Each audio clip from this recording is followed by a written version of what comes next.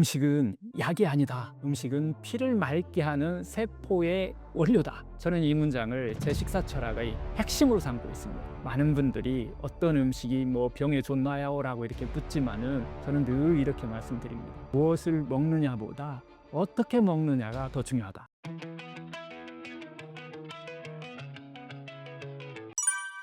내 몸의 의사를 깨우는 식사법, 어떻게 해야 하나요? 음식은 약이 아니다. 음식은 피를 맑게 하는 세포의 원료다. 저는 이 문장을 제 식사 철학의 핵심으로 삼고 있습니다. 많은 분들이 어떤 음식이 병에 좋나요? 라고 이렇게 묻지만은 저는 늘 이렇게 말씀드립니다. 무엇을 먹느냐보다 어떻게 먹느냐가 더 중요하다. 우리 몸 안에는 100명의 의사가 있다고 계속 제가 반복해서 얘기를 드리는데요. 그 의사들이 일할 수 있게만 도와주기만 하면 돼요. 그게 바로 내 몸의 의사를 깨우는 식사요법이라고 저는 이야기를 드립니다. 이건 단순한 건강식이 아니라 몸이 스스로 회복하는 시스템을 재가동하는 식사법이다라는 말씀을 드리는데요. 음식에 대한 어떤 자연치유의 원리는 단순합니다. 몸은 스스로 회복한다. 다만 그걸 방해하지 않는 게 너무 많을 뿐이다. 그 방해물은 한 4가지 정도로 봐요. 너무 많다고 했는데 사실 그렇게 많지 않아요. 첫째는 과식입니다. 개도 시수 때도 없이 먹는 거예요. 이 쉬지 못하는 소화기관의 문제입니다. 둘째는 독소 문제예요. 가공식품, 산화된 기름, 정제당, 당독소 만드는 것들, 이런 것들이 문제고요. 셋째는 불균형입니다. 진짜 음식은 부족하고 가짜 음식이 너무 많아요. 지금 이 3가지를 바로잡는 것이 식사요법의 첫 단계입니다. 세포가 일을 잘 하려면 먼저 충분히 쉴 시간과 피를 맑게 하는 재료가 필요합니다. 제가 이야기하는 이 내 몸의 의사를 깨우는 식사요법은 하여튼 독소를 만들지 않고 피를 맑게 하고 영양의 균형을 이루는 제가 6가지 스텝으로 이것을 한번 해보시라라고 권장하는데요. 첫 번째 스텝 1은 해독이 1번입니다. 비워야 돼요. 첫 번째 원칙이 그래서 비우기입니다. 저는 아침엔 아무것도 지금 먹지 않고 물을 먹죠. 하여튼 생수만 충분히 먹습니다. 물을 마시게 되면, 물만 충분히 먹게 되면 간이 해독을 시작하죠. 그리고 장이 스스로 정화할 수 있도록 해주는 거예요. 이게 16시간은 공복을 유지해주는 방법이죠. 이게 바로 우리가 얘기하는 16대8 간헐단식이라보다 이게 핵심 효과입니다. 이 공복이 어느 정도 길어지게 되면 세포 스스로가 손상된 단백질을 분해해서 자기가 또 활용해요. 쓰레기를 잘 재처리해서 우리 몸이 또 쓴다는 거예요. 이걸 우리가 자가포식이라고 하죠. 오토파지. 이 기능이 향상된다는 거예요. 그 순간부터 몸은 이제 회복 모드로 바뀌게 됩니다. 굶는 게 아니라 세포가 청소할 시간을 주는 거예요. 스텝 2, 두 번째는 이제 피를 맑게 하는 식사입니다. 해독 다음 단계는 이제 혈액 정화예요. 결국 모든 치유는 혈액에서 시작됩니다. 혈액을 맑게 하는 대표적인 재료는 이거 2-3가지인데요. 첫째는 잎채소입니다. 녹록소가 이 피를 알칼리화 시켜줘요. 산화스테를 팍 낮춰줍니다. 둘째는 뿌리채소입니다. 미네랄이 아주 풍부해서 세포의 저온해질 균형을 딱 맞춰주는 역할을 해요. 셋째는 저는 바라현미입니다. 장내 미생물의 모기가 되고 이게 면역을 만드는 주 원료입니다. 이 3가지 조합이 바로 오삼식사법의 어떤 과학적인 구조다 이렇게 제가 말씀드리는데요.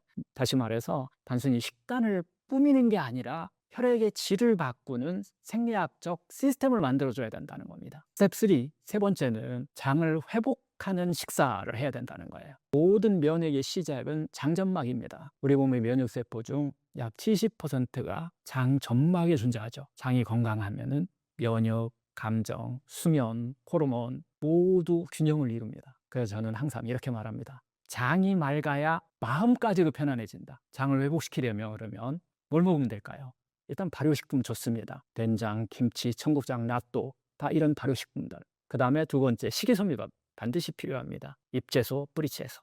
그 다음에 꼭 식이효소가 필요합니다. 살아있는 식이효소, 음식효소라고 그러는데 생과일, 생채소, 바라현미 이거 매일 먹어야 됩니다. 이것들이 장내 미생물의 다양성을 높여준다는 거예요. 몸 전체의 조절력을 되살려줍니다. 4번째 스텝, 바로 이 4번째는 음식 먹는 순서가 세포의 운명을 바꾼다라는 건데요. 많은 분들이 이렇게 묻습니다. 원장님, 결국 뭘 먹는 게 제일 중요하죠? 뭘 먹는 게 제일 중요한 거 아닌가요? 저는 항상 이렇게 합니다. 아닙니다. 어떤 순서로 먹느냐가 세포의 운명을 바꿉니다. 식사 순서가 바뀌면 일단 혈당 곡선이 달라집니다. 혈당이 천천히 오르면 인슐린의 과잉, 인슐린의 저항성이 개선된다고 그러죠. 그게 바로 노화와 염증을 늦추는 핵심 메커니즘이에요. 그래서 저는 항상 이렇게 먹습니다. 식사 30분 전 뿌리채소 혹은 과일 한두 개 먼저, 그 다음 잎채소, 뿌리채소, 샐러드나 뭐 쌈채소 상관없습니다. 이렇게 간혹은 또 믹서에 갈아서도 먹습니다. 얼마만큼 충분히 먹습니다. 예, 입이 좋아하면 밥과 반찬 이렇게 어떻게 맛있게 먹는 거. 이 단순한 변화가 대사질환, 비만, 암까지 영향을 미친다는 이런 임상 연구들이 이미 너무 많이 나와 있기 때문에요. 그냥 실천만 하시면 됩니다. 스텝 5, 마음의 의사까지 깨우는 식사. 즉 음식은 몸만 바쁘는 게 아닙니다. 마음의 리듬도 조절할 수 있어요. 혈당의 안정은 곧 감정의 안정과 연결됩니다. 잎채소의 엽록소와 파이토케미칼 같은 이런 성분들은 산화 스트레스를 줄여주고 뇌의 염증 반응을 완화시켜줍니다. 이건 단순한 비유가 아닙니다. 실제로 식물성 중심 식단을 실천한 사람들이 불안이나 우울 지수가 30% 이상이 낮아졌다는 연구가 2021년도인가요? 국제적인 영양학술지죠. 누트리언지에 이게 바로 실리게 돼요. 몸이 고요해지면 마음이 따라옵니다. 몸에 염증이 줄게 되면은 감정의 염증도 같이 줄어듭니다. 이제 마지막 6번째 스텝 6은 의사가 아닌 몸이 스스로 건강을 회복하게 한다는 거예요. 저는 환자에게 늘 이렇게 말합니다. 음식으로 치료하지 못하는 병은 약으로도 치료하지 못한다. 하지만 이 말은요, 음식으로 병을 치료하라는 뜻이 아닙니다. 음식으로 망가진 몸은 음식으로 회복해야 한다는 그런 뜻이에요. 음식은 약이 아니라 피를 맑게 하고 독소를 줄이고 장을 회복시키는 회복의 도구입니다. 결국 몸이 스스로 일하도록 돕는 재료예요. 그 첫걸음은 항상 우리의 밥상에 있습니다. 그게 바로 내 몸의 의사를 깨우는 식이요법의 본질입니다. 한 50대 암 환자분이 계셨는데요. 항암 후에 체력이 막 급격히 너무 떨어진 거예요. 피로감이 너무 극심하고 약은 이미 한계에 도달한 거죠. 그래서 저는 이분한테 약 대신에 식사 순서와 공복 리듬을 한번 바꾸게 이렇게 이야기를 드렸는데요. 아침엔 이분은 물만 먹어서는 좀 힘들어요. 그래서 사과 당근 주스, 점심은 오삼 식사법, 저녁은 뿌리채소로 만든 수프. 이분이 한 3개월 정도 지났는데 일단 염증 수치가 절반으로 줄어들었어요. 그리고 면역력 수치도 확연히 이렇게 달라졌는데요. 가장 놀라운 것은 이분이 하루 종일 피로감이 사라졌다는 거예요. 그리고 머리가 너무 맑아졌다라고 하는, 제가 경험한 거하고 똑같은 경험을 하신 거예요. 이건 단순한 어떤 기본의 변화가 아니라 세포 대사가 정상화되고 있다는 신호입니다. 결국 제가 전하고 싶은 메시지는 딱 하나입니다. 밥상이 곧 병원이다. 그 어떤 영양제보다, 그 어떤 처방보다 오늘의 식탁의 한 끼가 몸의 회복 시스템을 깨웁니다. 오늘은 이렇게 한번 기억해 보세요. 음식은 약이 아니다. 음식은 세포의 언어이고 마음의 리듬이다. 식사 순서와 이 리듬을 바꾸는 순간 내 안에 100명의 의사가 다시 일하기 시작합니다. 몸에 좋은 식사. 왜 실천이 어려운 걸까요? 많은 분들이 이것은 공통적으로 이야기하시는 것 같아요. 참 실천이 힘들죠. 많은 분들이 이렇게 얘기하시죠. 원장님, 건강식이 좋은 거 뭐지 누가 몰라요. 다 아는데. 알고 있는 것과 실천은 너무 다릅니다. 라는 얘기를 하시고 계신데 맞습니다. 무엇을 먹으면 좋은지는 이미 너무 많이 알고 있어요. 어떤 게 좋은지는. 인터넷만 켜면 아마 1분 안에 슈퍼푸드 20가지가 아마 딱 뜰 겁니다. 근데 문제는 이 지식이 아니라 행동이에요. 실천이죠. 아는 것과 실천하는 것 사이엔 큰 간격이 있습니다. 사실 이건 의지의 문제가 아닙니다. 몸과 뇌의 시스템의 문제예요. 그리고 생활 환경의 어떤 구조적 문제를 우리가 갖고 있기 때문입니다. 몇 가지 이유가 있는데요. 첫 번째 이유는 우리는 습관을 따라서 행동합니다. 인간의 뇌는 원래 생존 본능 중심으로 설계되어 있어요. 당과 지방이 많은 음식에 본능적으로 끌리게 돼 있다는 거예요. 그건 내가 이건 생존에 필요한 고열량이야 라고 인식하기 때문이에요. 즉 우리가 햄버거나 라면 뭐 단 음식을 찾는 것은 의지가 약해서가 아니라 뇌가 그렇게 원래 프로그래밍 돼 있기 때문입니다. 이건 생물학적인 어떤 습관이에요. 그래서 건강한 식사 습관을 만들려면 억지로 막 참아서는 이건 할 수가 없어요. 이 뇌 보상 시스템을 재훈련하셔야 됩니다. 이를 위해서는